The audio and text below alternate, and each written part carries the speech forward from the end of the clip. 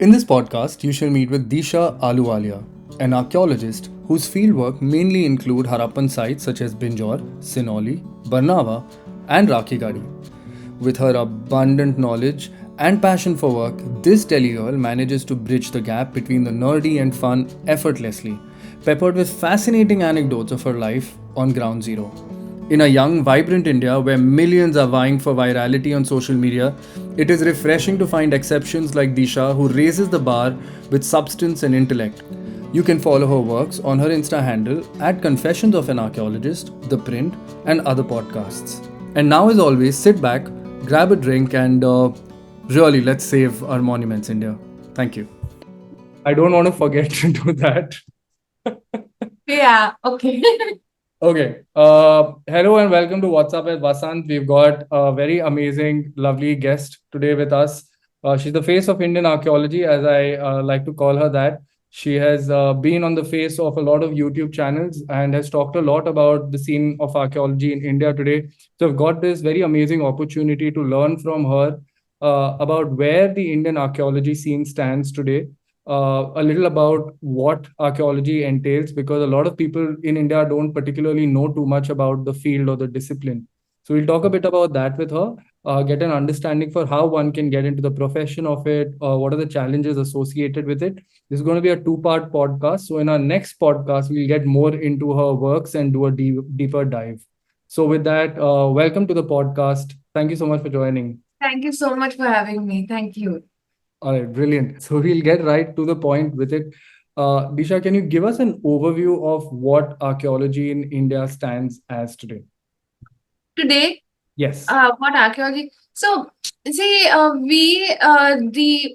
the discipline of archaeology, or you can say the fraternity of archaeologists in India, have had a very interesting evolution because archaeology was given to us by the colonists.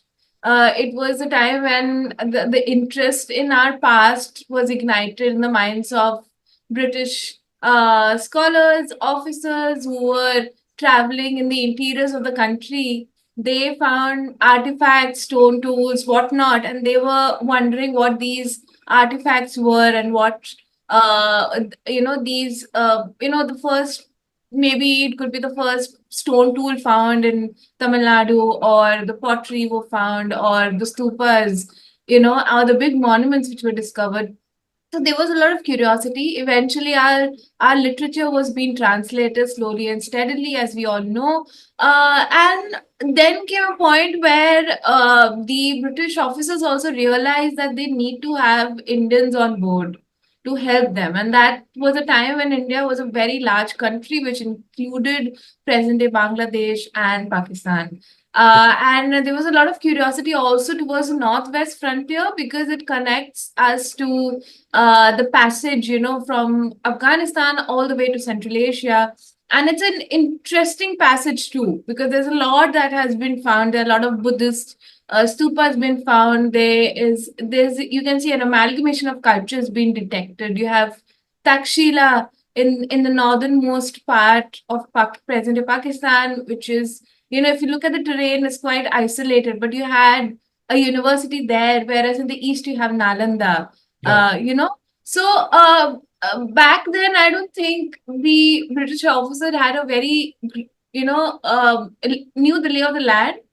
And also, even if they knew the lay of the land, they required the locals to work Right. in the field, Collaboration. Yeah. collaborate. So for them, it was not a collaboration. For them, it was simply giving the young Indians an opportunity, right? So Yeah. I think when Alexander Cunningham became the Director General of ASI, when it was established, um, somewhere or the other, in the minds of Indians as well, this curiosity about archaeology was sort of planted. The seed was planted in the Okay. minds. But the turn of event was when, officers like John Marshall and others have, they occupied the space. They became the Director General, and they decided that they're going to have Indian officers. So after Cunningham, there was a time when Indians were also included in ASI as officers, as technical assistants, and then they were slowly, steadily would get trained. But it wasn't, the percentage was not much, Right, you right. know. So with by 1921, when Harappan Mohenjo-daro were being excavated, I hope you know, like, I mean, many of us would know. If not, I'll tell you that John Marshall was the director of the excavation, but the excavations were actually conducted by young Indian archaeologists Oh, like really? R.D. Banerjee.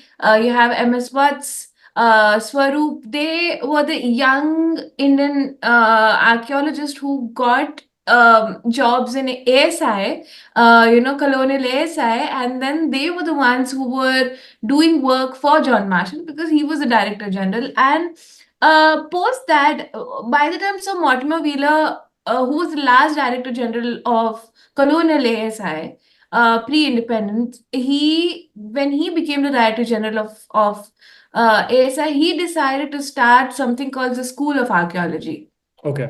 which was attached to ASI, I see. the then ASI, pre-independence ASI. And in this School of Archaeology, his idea was, and I think by then, 1940, 44, the thought of partition was very well in deep in the minds of Indians. We were rigorously asking for partition. There was a lot of rebellion.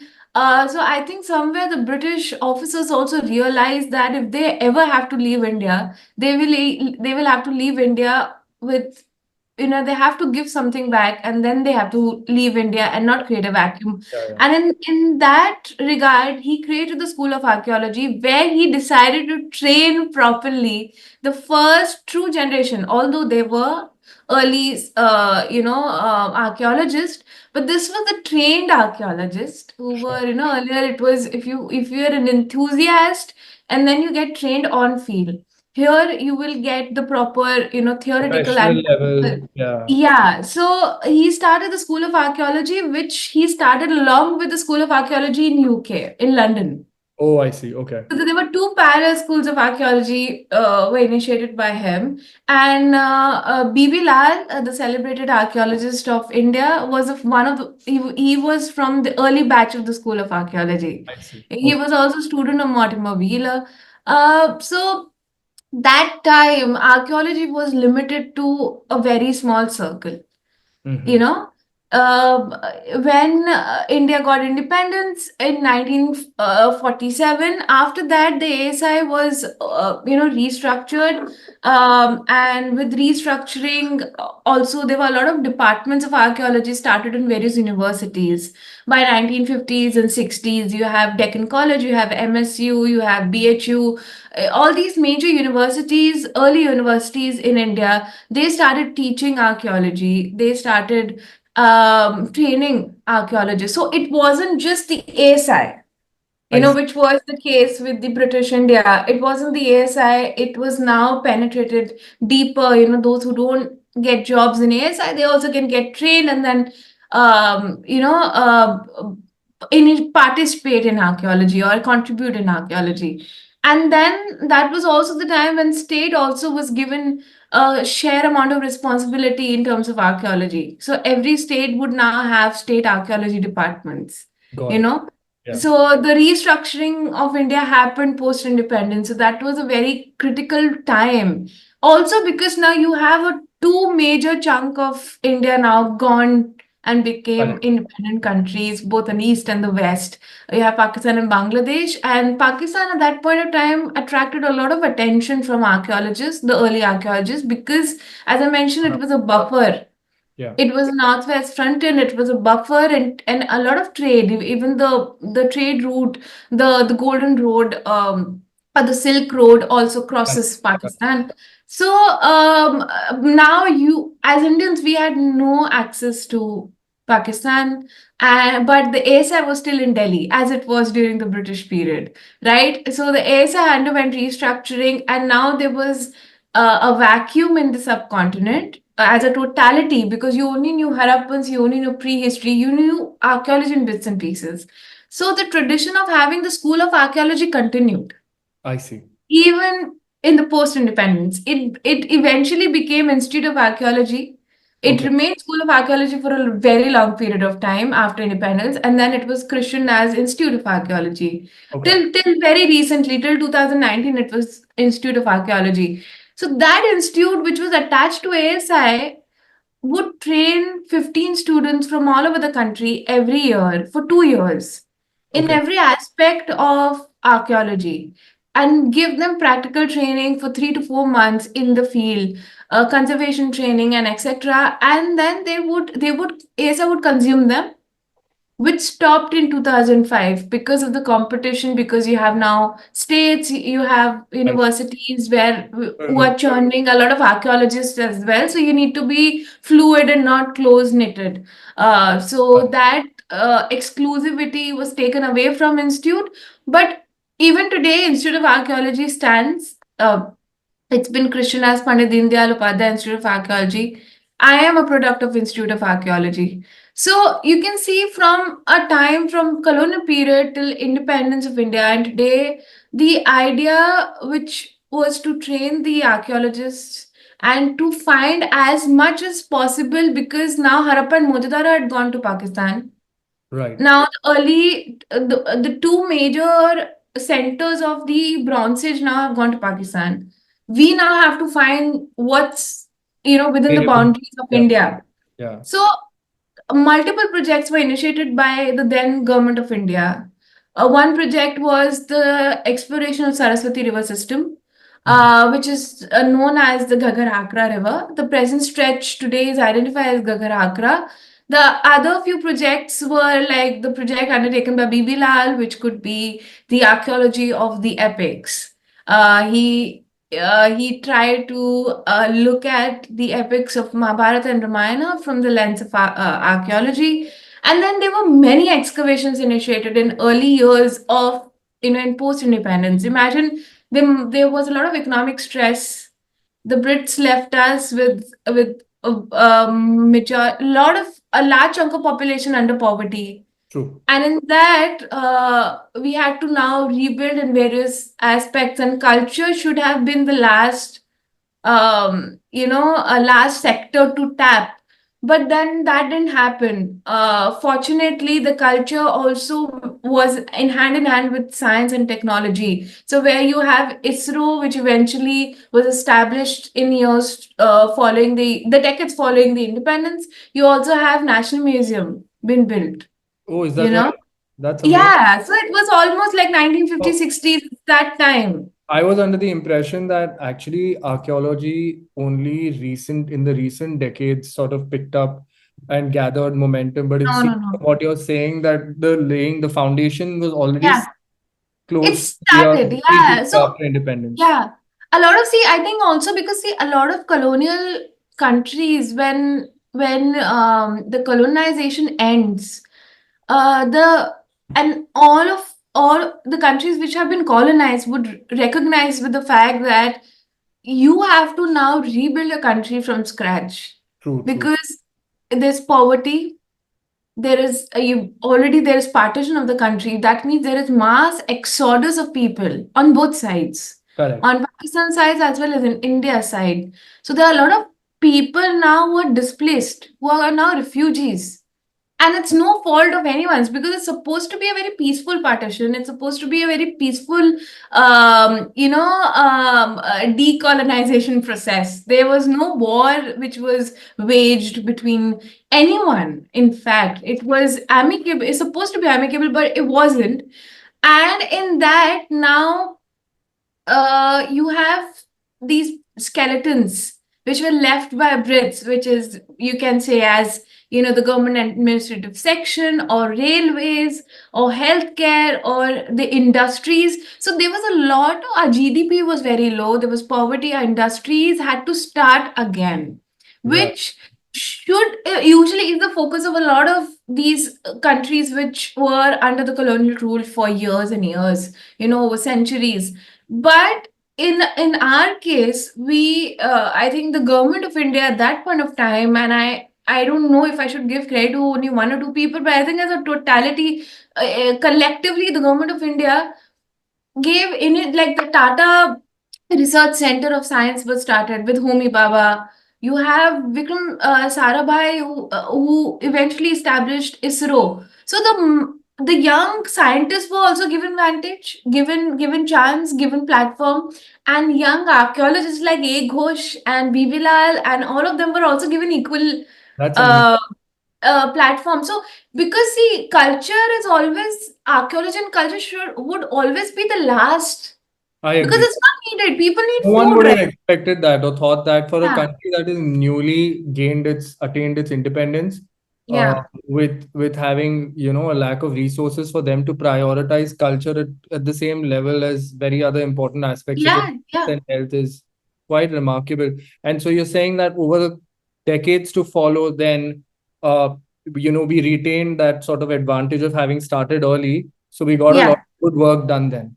A lot of good work. In fact, fantastic work because see, we had a vacuum.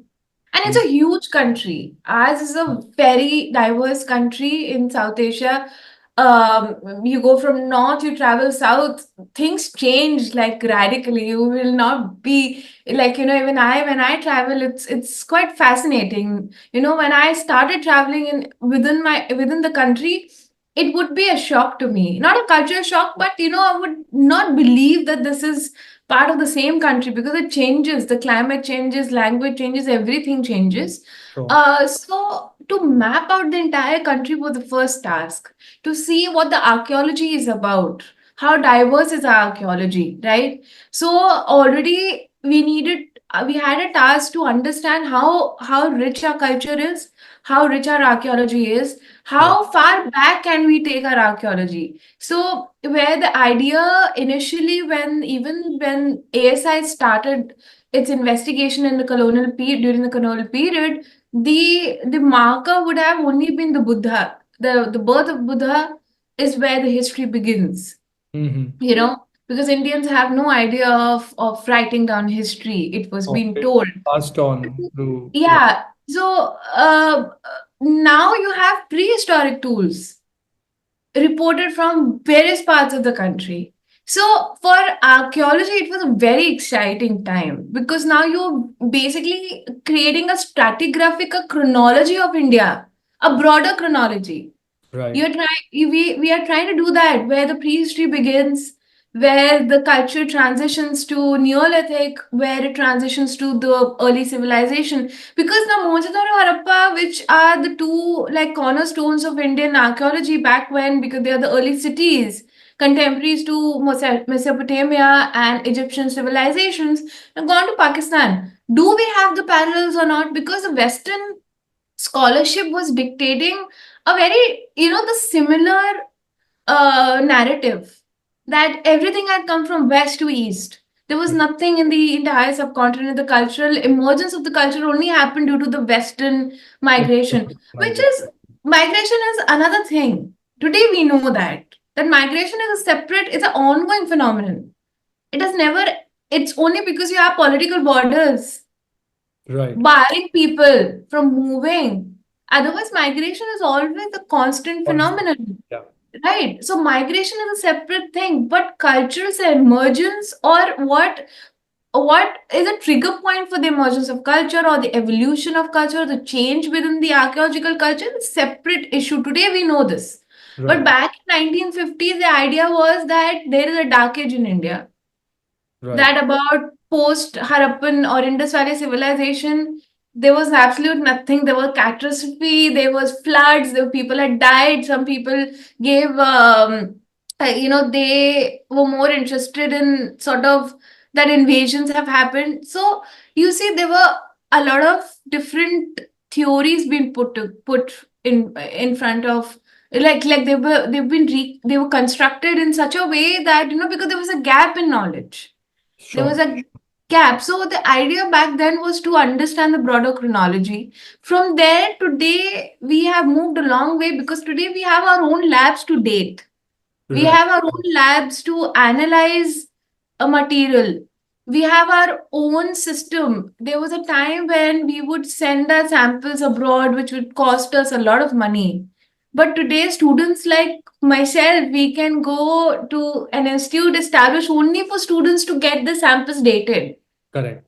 Correct. So I think the credit has to be given to the early years of independence, Right. because they it was somewhere I could say balancing has happened. Of course, a lot of things in historical context has happened, but as far as archaeology goes, uh, we are very well established. Very nice. Yeah. So, what are the most significant sort of works that are being done today? I mean, of course, everyone is aware of Rakhi Giri that you're working on. What are the Yeah. other such sites that people should See, be? Rakhi Gadi is just, it grabbed attention because of various reasons, be it the DNA or be it its sheer size or being one of the largest settlements of Harappan civilization. But beyond Harappa, there is, like, I've written also about it through my columns. I think I have worked on Harappan few sites, but I've also worked on various other settlements also, which are beyond just Harappan civilization. There are a lot of good work done in prehistory Sure. today. We know that our culture at least goes back as far back as 1.5 million years. Wow. That is the earliest, 1.7 to 1.5 million years. That's the earliest stone tool or prehistoric level that we have from Tamil Nadu, from Athirapakkam. Mhm. So there is a lot of interesting work done in prehistory as well. Recently, there's a discovery of ostrich nest, Okay. with over 900 eggs in that nest. And that talks about the megaflora fauna of prehistoric times, which is Yeah. before the great drift of continental drift, which tells the story of the subcontinent from, you know, millions of years Sure. in antiquity, not just the present. So a lot of fantastic work being done in prehistory, which does not get its due credit. A lot of work being done in southern India, where you have sites like Kiladi, which is a settlement from Sangam period. See, because the reason why Kiladi is also very important is because the north has dominated. So when the Brits have left, when there was a vacuum, the north sort of dominated archaeology, Okay. right? It wasn't that the work was not being done in southern India; it was being done in southern India, but Indus Valley civilization took a lot of space, Sure. right? So moving away from the Indus Valley civilization has been a task. And we've always been taught that the early cities are only the Indus cities. The second cities are in the Ganga Yamuna Dwab, the Ganga plain, sorry, Okay. the Janpads. But when you early writings would talk about southern India, it would be villages, rural setups, etc. till a certain time frame. Today, with settlements like Kiladi, you know that there was advanced settlements. Of course, they are not as early as Harappa and Mohenjo-daro, Okay. but about 1,000, 2,000 years later, you do have, there's a lot of which is not known to us. So I we are in a stage where we are getting a lot of unknowns, like things which were not known. Like for Sonali, with the case of Sonali, the chariots, yeah. like, whether Indians were peaceful people or not, whether Indian civilization was a peaceful civilization is always a question asked.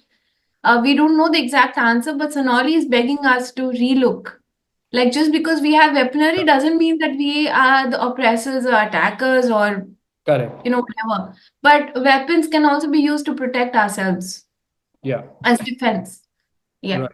So I'm gonna sort of go to the idea of archaeology as a profession, right? Like we were talking before this podcast started, how you represent a new facet to archaeology, which typically was not known for women to be at the forefront of archaeology. And it's extremely pleasing to see that there are women such as you who are young, who are very bright, and who have taken this profession up, which is rather unconventional. So how is it for a woman in archaeology in India today to be working in this profession in terms of opportunities that you get in terms of the quality of work? Are there any pushbacks or challenges that you face? See, as women, I think even if I was I was born a couple of decades ago, it would have been difficult. Because archaeology is male dominated profession, and the reasons are there because you have to go out and you have to be on the field all the time, and it's not safe for women. That's what been told to us, and which is why we've been kept in the given the task to do which are more table work instead of going in the field. But there are pioneers in Indian archaeology, the women, the unsung heroes, who even in 1950s, 60s took explorations, and they were married, and they are scholars who are well known in India, uh, who were married and who were doing their PhDs with a kid.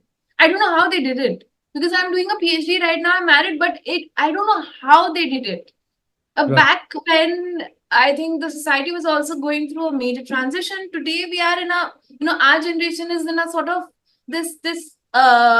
we are dangling between the past and the future. We are the ones, the millennials are the ones who are sort of breaking away from the past norms of the society, moving into a new era. But then you imagine in 1950s, 60s, 70s, the scenario was such that the things would have been the same for women, but they did break glass ceilings. They did go out. There's this, I work in the Ghaggar region. So Sure. in 1960s, 70s, the work was undertaken by a young Indian archaeologist called Katie Frenchman Dalal. She, in her PhD's introduction, writes that how difficult it was for her to undertake the field work, because that area which she explored was a desert-like area with a lot of sand dunes on both sides of the riverbed, and there were a lot of dacoits because the settlement was sparse.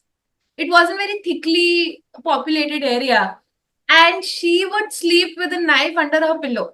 Man, that's So crazy. she had written that in the introduction of her doctoral thesis. And when I read that, I could still, understand what she's talking about, because we also, have to be always on guard. Even if people around us are friendly, they're making us comfortable, but the way we are conditioned, we are always on guard. So as a woman, as female archaeologist, anyways, we have to go through uh, a lot of things, be it socially, we especially socially, I think, our social structure is such that we have to really fight patriarchy and in various ways, because there comes a point when you get married and a lot of people think you are not going to be in field at all. Like, I Right. got married in 22 and I had gone to Rakhi Gadi just few months after I got married. So I think I was in Rakhi Gadi in December. I must have got married or 2 months before that. And when I went to the field, and all of them in the camp, they were not ready to, they were not ready that I'll be there. They didn't know. They thought I would not be there. So my tent was not put up. So Wow. I reached and like, where are you going to put my bag? So they're like, we thought you're not going to come because you just got married. So I like, you will not ask this, to a man. Yeah. It's rather Man, very sad, yeah. But I so guess it's the state of affairs. yeah, so my tents were not put up. So when I had gone to the site, I was wondering where I'm going to stay. So they were like, we were not ready for you, that you're going to be here, in the field and working. But I was there. I stayed for almost 6, 7 months, you know, uh, in the field, irrespective of the fact that I had just gotten married. It really doesn't matter today to us. But back when the female archaeologists were working, it would have been an issue, because society was not that accepting of women working out Yeah. in the field or going out and traveling. I think for me, I've also been lucky in two fronts. One was my parents. And they never made me feel that I'm a that what my gender, my gender was never used as a tool against me. Sure. Uh, it's just that I am who I am. And my father, although he's somebody who would always tell me that it doesn't matter if you're a girl. He has never mentioned that I'm a girl, also, I think. He must have had a lot of fears in his mind, I'm very sure. Yeah. As I grow up, I understand the parents' unsaid fears, but he Yeah. must have had a lot of things in his mind, seeing his daughter going out, because I was what, very young. I must have been I was 19 years old or something when I started working. So he must have had those fears in mind because, what if something happens to her or whatever. But he's never said it. He's Yeah, never projected his fears or voiced his fears to me, you know. that's Um, so he would always let me be. So I think that has really helped me because in my early years, where I've laid the foundation, I was very fearless. right, right. So, I mean, You that's know, a lesson for any young woman or lady or girl watching this. I think that there's a lot of prospects in archaeology as well if you just have the willingness to do it. There are yeah, and proof like you. yeah, and parents also, because I do get a lot of parents do mail me, they call me that, is it safe for a girl? See, we live in a society where I don't think it's safe for anyone at any age, Yeah. right? So, we are anyways conditioned to keep ourselves if we have these guards which come up, right?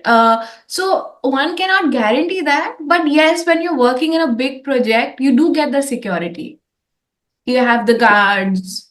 Yeah, I was going to ask you. So then say that you've been assigned to a project, right? How does that whole paperwork, we don't necessarily need to know the exact paperwork, but like how's a team put together and like a site identified, then some people sent over there, arrangements are made, how is your food catered for, security? Sorry, too many questions, but just Yeah. So see, most of these sites were already explored way back, in 1950s, 60s. Like Rakhigarhi was discovered in 1960s.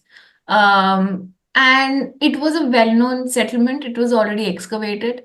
Even if we talk about settlements like Barnawa, Sonali, which I had participated and I worked with Dr. Manjul, these settlements were also explored in early years, because I've mentioned that these early years were the time where sites were being explored, so right. that they could create a gazetteer of Indian archaeology or encyclopedia of Indian archaeology and create a time scale or a chronology of India.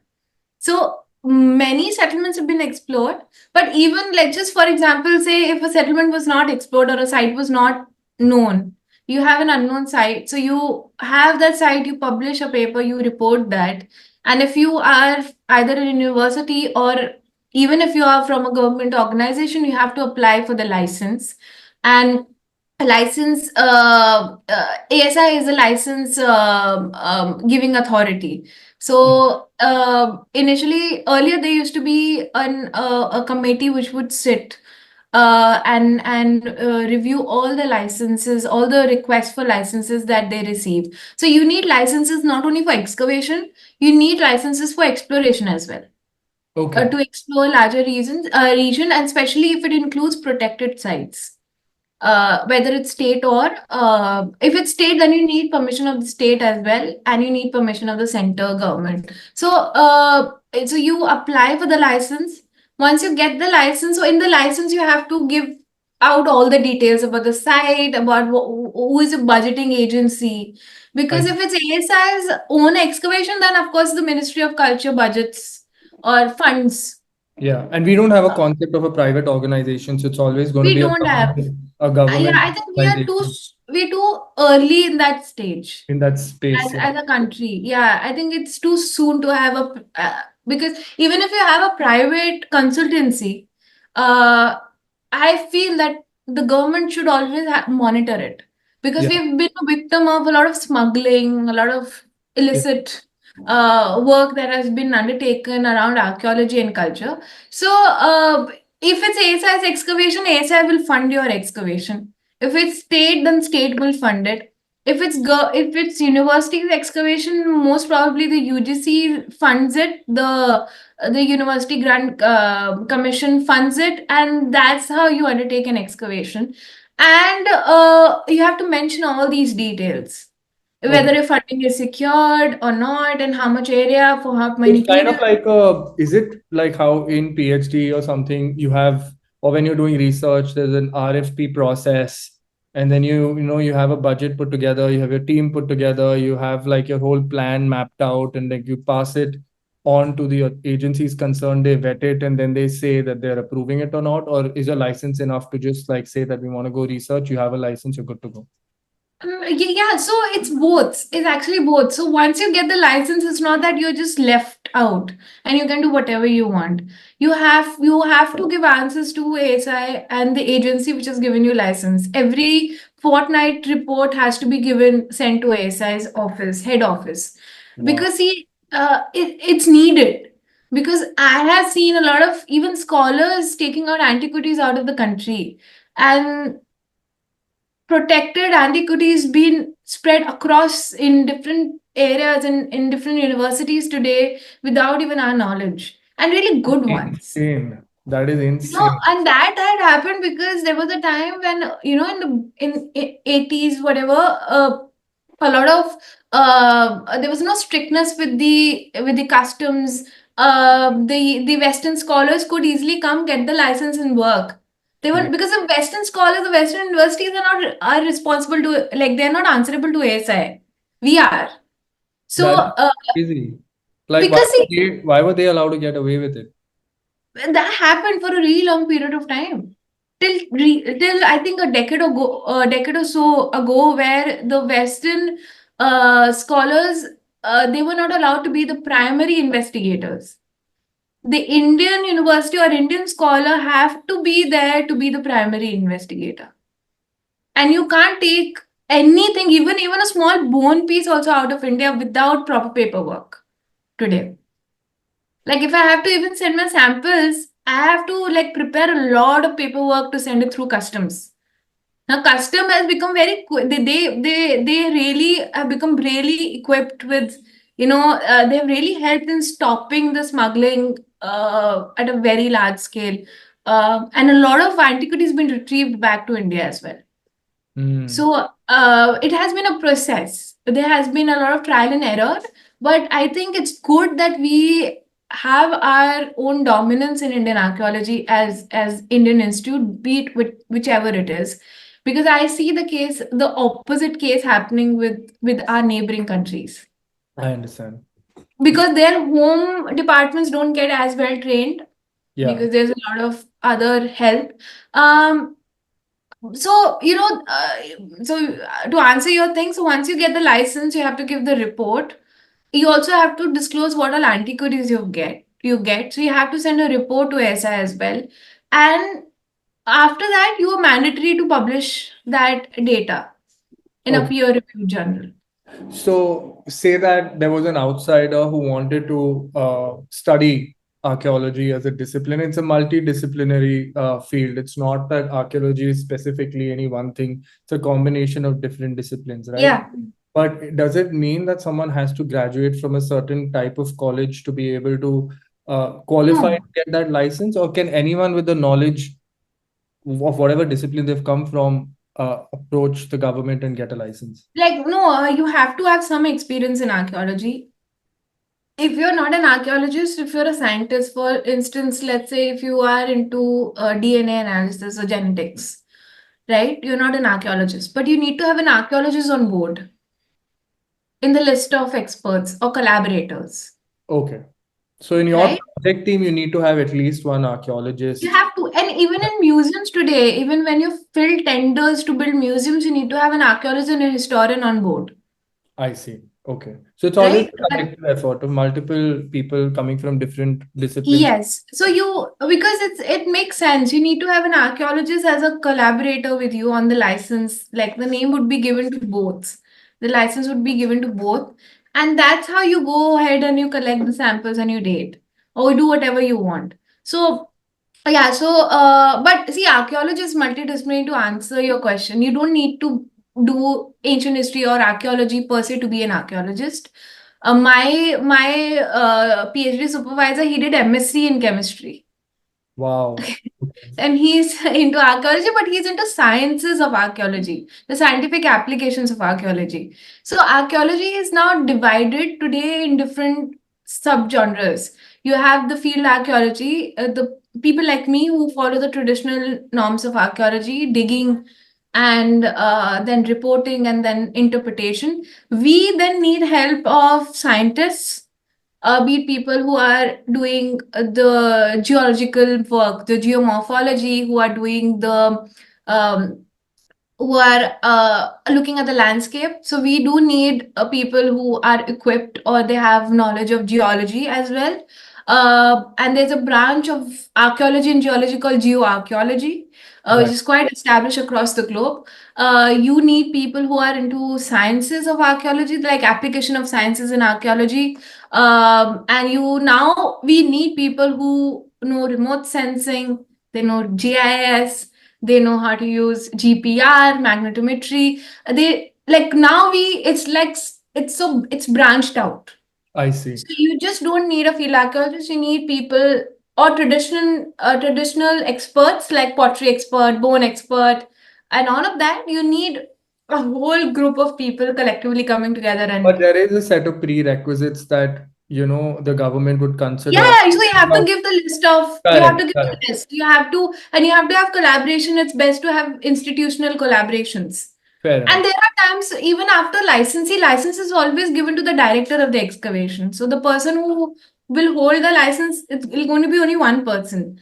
You can include people afterwards also as you go. I see. But it cannot be someone from a very unconventional stream who also is trying to contribute to an excavation. Like In terms what of, unconventional? I'll tell you, for example, if someone from media wants to come and report on what's being found, uh, is that The some? director holds the power to say yes or no. Okay. Like when I was working with Rakhi Kari, so the director of the excavation is Dr. Manjul, Dr. S.K. Manjul. I was working under his guidance, under his directorship. I was assisting him. So whenever there would be any media person to do any reportage, any form, video or anything, I need to have his consent. I see. Because at Okay. the end of the day, he's answerable and he's responsible. It is his material. Okay. Fair We enough. are in the team. I see. Right? So we just because we are in the team, we don't have the liberty to take certain decisions. So like we would always have his consent. If he says go ahead, so we would always have a press note ready. We would always give that. Okay. So going out in the media is not a problem if a director of the excavation is open for it. So ASI will not control that. Narrative controlling is not done by any Eh, licensing agency. Okay. It just gives you license, just wants to make sure that you're excavating legally and you're not digging up holes which can really have repercussions in the Literally and future. metaphorically. Yeah. Yeah. And you are also not smuggling any antiquities or taking care of the things that you've retrieved. That's all is needed from the people who receives license, and that's what the work a licensing agency does. Okay, I'm going to go back to the very start, the beginning of a podcast where we were talking about how we can get into someone interested can get into archaeology. So if there's a youngster, boy or girl, looking to pursue archaeology as a career, what sort of, I mean, there are a couple of things that come to mind, right? Like the longevity of the job and the fact that you're going to be on site versus do you prefer being a researcher behind a computer desk? The compensation associated with the levels of seniority that one attains. So how is that measured? See, to be an archaeologist, there are two routes. One is the traditional route where you do your masters in history or ancient history or archaeology, and then you do your PhD, and then you begin your work, and then you eventually are consumed either in ASI or states or universities, Okay. and then that's a traditional route of getting into archaeology. There is another route where you are into allied disciplines, Okay. supporting disciplines, be it the sciences which are attached to archaeology, be it paleobotany, paleozoology, geoarchaeology, as I've said, you are either into remote sensing or GIS. So if you specialize in even in other associated fields also, you are anyways going to be within this broader umbrella of archaeology. So a lot of students, like I suggest that if you are inclined towards sciences and you find reading history in general very boring, and if you are already good in sciences, don't leave it, because we do need a lot of scientific application in archaeology, especially as we move forward as a country and develop archaeology as a discipline. So I always tell the young students to either go in conservation and go work out and do really good work, experience with the best of, that is given in the West. Because truth be told, the Western academia is little developed in terms of science application in archaeology. Fair enough. We are little behind it, not far behind, but I have to admit we are still, like, in terms of Catching up. training our grassroots level students. Like, we are still not moving away from the traditional archaeology, which we need to keep, but we need to upgrade ourselves. I feel we have not been doing that. So I always tell the young lords, if you can get admission in any of the best archeo universities abroad and do sciences, don't go and work as a field archaeologist there, because that's not a point. Because So that is for field something you can get to do in India also once you yeah, because if you're going to be coming back after finishing your masters or whatever, if you're going to come back to India and work here, you need to know the lay of the land here. Sure. Then the degree is not going to matter. Then the experience and how much you know an area and how much you've explored is what's going to matter at the end of the day, I see. right? Okay. So you can go out and study the theoretical aspects, because the Western scholarship has been the pioneers in theory, in Yeah. establishing archeo theories, which is needed, right? The scientific application is needed. Like, I'll tell you, for me, for my PhD, I am collaborating with people who know remote sensing better. I don't know remote sensing. I know GIS, which is basic. So for that, I am collaborating with my colleagues and experts who are really good. So I am the one who's collecting data on the ground, sharing it with them, and collaborating with them in getting the whole holistic understanding of that area. So students, if they are interested in field archaeology, they can follow the traditional route. It doesn't matter even if you are an MSc, because if you see the qualifications of archaeology for admissions or job, it's quite broad. So you can be an anthropologist, you've studied geology, or even any languages, you can very well get into archaeology, because epigraphy is also part of archaeology. You need to be trained in languages to be in that broader umbrella of archaeology, right? So, as diverse is the diversity of the discipline actually dictates the diversity of diverse students and experts it sort of consumes. Okay. So the compensation, coming to that, because obviously like the finances and commercials of life are very Yeah. important. How does that contrast to a conventional field of work, right? Like when you talk about IT or finance or what have you, commerce related jobs, how does it contrast? Of course, it's very low. The compensation is very low, and I Okay. think it's not only in India; it's everywhere. Archaeology, as I've told you, back when we became a newly independent country, new India, archaeology was not at the lowest priority in the spectrum. But today, as a sector, it is only growing if the government is interested. And money will only pool in if the government is interested. Otherwise, the compensation is very low as compared to our, IT, business, or banking, or whatever. And we have to and the worst part is that I want to say that in India there have been a gap in generation. A generation they were unsuccessful in creating jobs for the future generation, and we are the future generation. I You see. Now understanding we're that? suffering because of that aspect of it not Because being. there was a bottleneck created at one point. I And now to break that, it's very difficult to create jobs. It's very difficult.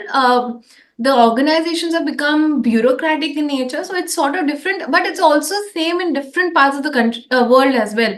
I have colleagues in Australia and UK. They also have the same thing, that the commercial value or the monetary advantage of finances attached to archaeology is very low as compared to, you know. Yeah. So what But now? I think, sorry, but just one point. But I think there you get minimum wages. Yeah. Here, the minimum wages are way below our education qualification also. Yeah, I mean, for So, the it's kind of like that discussion about teaching as a profession, right? There are a lot of teachers who have a PhD degree, but they're generally around the world paid much lesser in comparison to the more conventional area yeah. disciplines of work. But you, for example, are so qualified. You've got your MSc, you've got your PhD that's almost at the verge of completion, and you're an archaeologist. It's such a specialized form of Yeah. study, and you've put in so many years of work, but you wouldn't think that it necessarily compensates you. My contention, though, is that privatization would help, right? Like getting Yeah, in. privatization would help. See, because it has helped conservation a lot in the country. It has created jobs in museums and for conservation, like for students who wants to get into conservation and preservation of monuments and heritage management. Privatization would help. How we're going to privatize archaeology is a different ballgame altogether. I think I've been racking my brains with this since 2018. I have had many ideas floating. I've been on the works with this, but to get things right, there are certain parallels coming up in terms of institutions. Like, Kuresh Dalal has started his own institution in Mumbai, which gives a diploma in archaeology because there was a bottleneck again created. The number of institutions were less than this number of students because the population has increased in last Yeah. 4 or 5 decades a lot. So that was an issue. Institutions are coming up, but the privatization is a very tricky thing, Hmm. which is happening at a very slow pace. And I think it is going to be the case for at least 1 decade. There's going to be a change coming up soon because the moment you have a lot of unemployed people who are qualified, there is going to be something coming out of it eventually. I'm really optimistic. Because I am unemployed. Somebody asked me what's your current status is, so I'm right unemployed. God. Qualified but unemployed. So yeah. Okay. I'm sure your PhD will change that a lot. But can you tell me a bit about a bit about obviously there are conservation laws in place, but how much of what one would consider purely excavationable, if that's a word, excavationable work that could have been done that is lost because of destruction of such property, destruction of sites. I recently saw a video that you had posted on your Instagram channel of a youngster kicking a wall in full Yeah. action, just for the sake of it, and was like a heritage site of some. Yeah. Yeah, and so that's very sad and disheartening. So, do you think that we've lost a lot already, and that Lord, it's a non-bailable offense. You don't get bail. As per our act, as per our act, it's a non-bailable offense. Even if you go to a protected site and you pick up a pottery, and if you are reported, it's a non-bailable offense. But yeah, the point is, our local authorities don't use those laws. They don't make use of it. I don't know what happened in that case. In that particular case, the video that I posted, I don't know what happened there, but the local authorities, the district magistrate, and others, they are very well aware of the laws because there are two laws. There is one which is the central law, which is states that this is a non-bailable offense because it was a protected monument, a ticketed monument. And that video, the person says that वो ticket लेके गया है 20 रुपए के, वो 20 rupees the person had taken that ticket, and now वो 20 रुपए वसूल करेगा. वसूल करेगा यू नो ताकि वो लात मार के उससे उसको सेटिस्फैक्शन मिला दैट मैंने अभी के 20 रुपए मेरे वसूल हुए, इज व्हाट ही सेड. वसूल हो गए. Thrill of damaging things. So that's a non-bailable offense. I don't know what happened. Then you have state laws also, which state laws are also quite strict. But as far as our central law goes, we have come a long way. These laws were established in 1800s. Some were established in early 1900s. The present AMSR Act that we have, which protects ancient sites and archaeological mounds and sites and remains, and we have another act for antiquities. I see. So we, for antiquities which with movable like these sculptures and all, we have another act. But the AMSR Act, which protects the monuments, the built heritage and archaeological sites, was amended in 2010. Okay. And it clearly says that it's a non-bailable offense. It dictates where you can actually have a construction. You need to have construction beyond 300 meters of a mound or a site.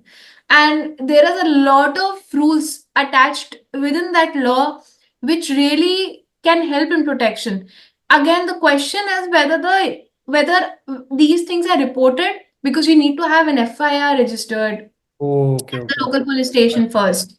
Once the, and who has to do the FIR? The manager of that particular monument.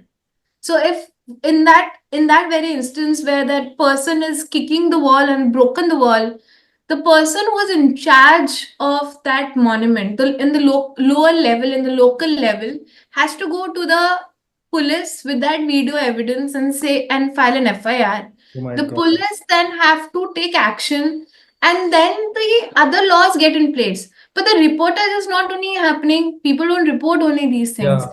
I and a mean, lot of it doesn't happen because when you're in a train going from one state to another, you will see these remains of a monument or a fort, which will have things like, Tabassum loves Imtiaz and things like that. People have scribbled all over it, and I have seen this yeah.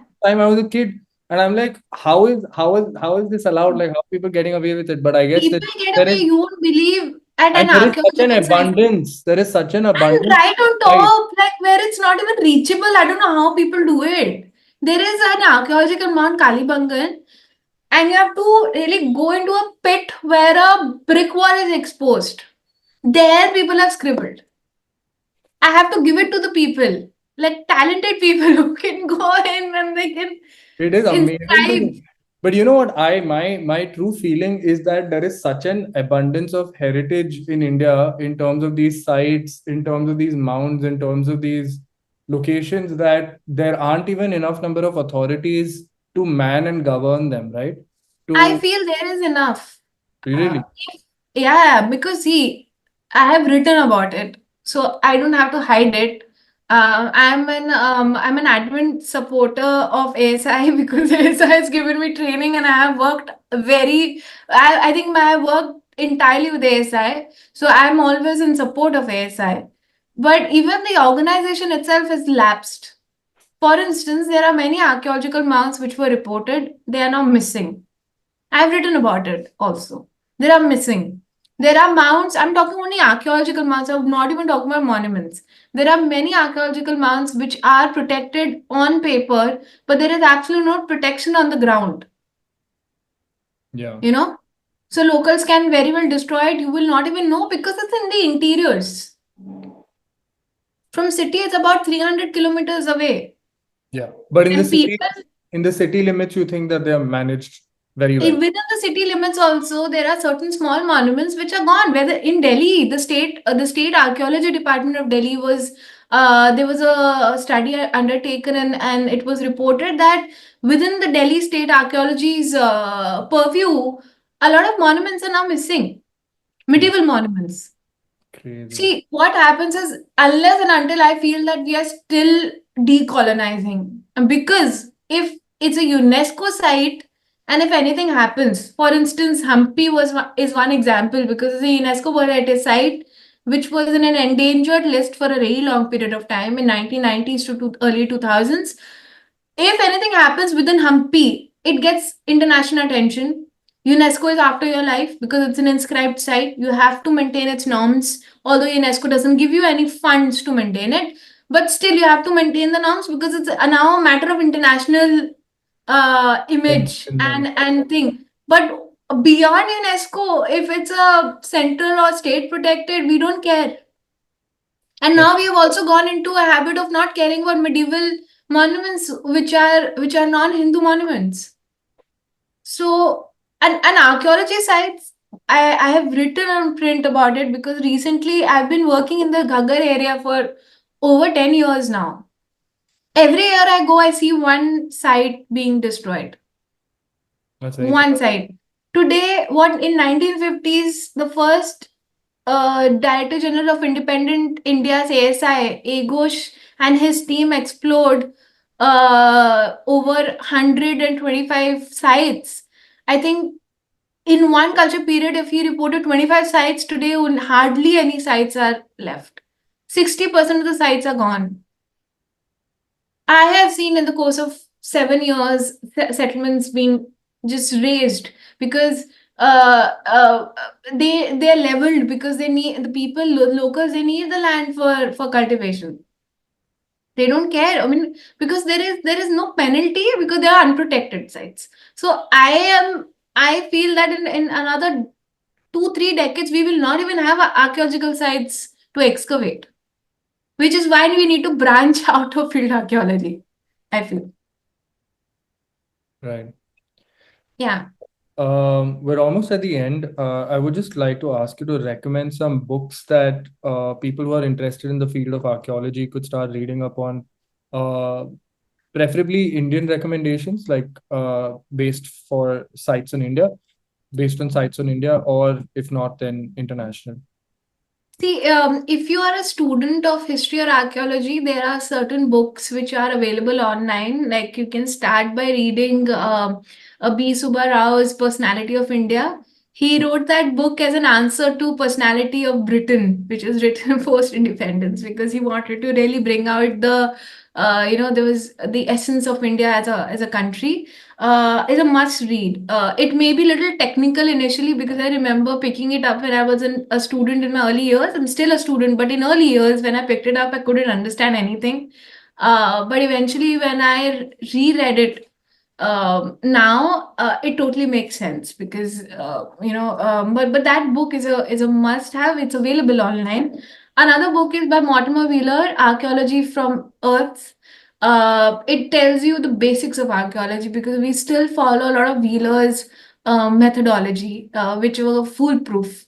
Um, so although a lot of things have changed, like our trench layout, our small things in recording have undergone a massive change, but the basics of archaeology you can learn from there. And I'm only talking for the students right now. Apart from that, there are books called Pre and Proto History of India and Pakistan by H.D. Sankalia. I think it's available online. That book gives you a glimpse of what pre and proto history of the subcontinent is all about, and about India and Pakistan. These are the early, and there's another book by D.P. Agarwal called The Archaeology of India. Okay. So these are the early books as a student you can read.